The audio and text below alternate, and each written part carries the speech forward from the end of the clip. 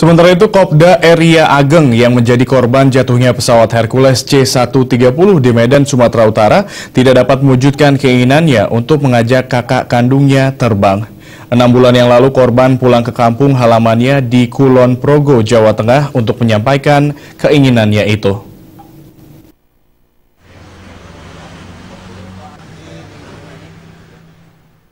Sari Yuli Estri, kakak kandung korban, hanya bisa meneteskan air mata mendengar kepergian adik tercinta Kopda Eria Ageng yang menjadi korban jatuhnya pesawat Hercules C-130 di Medan, Sumatera Utara Selasa kemarin.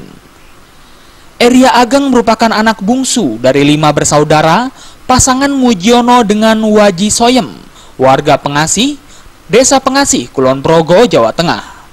Sebelum mengalami kecelakaan, almarhum sempat pulang ke kampung halaman 6 bulan yang lalu, menengok orang tua dan berkunjung ke sanak saudara.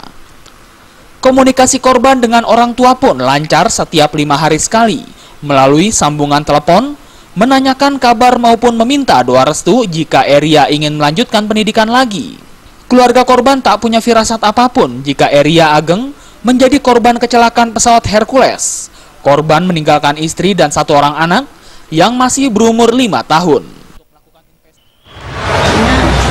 Dia kalau dulu saya masih kerja aja, kalau pengen naik pesawat, biayain nama adik saya.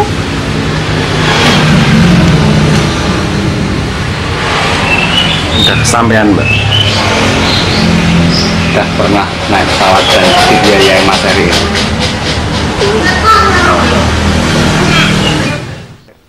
Almarhum lulusan STM Marsudi Luhur tahun 2011 masuk TNI Angkatan Udara. Almarhum bergabung bersama Paskas TNI Angkatan Udara sejak tahun 2011.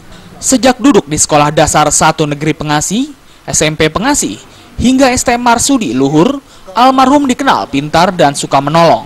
Bahkan di mata keluarga dan masyarakat, almarhum sebagai sosok sopan dan berbakti kepada orang tua. Dari Kulon Progo, Jawa Tengah, Muhammad Sugeng.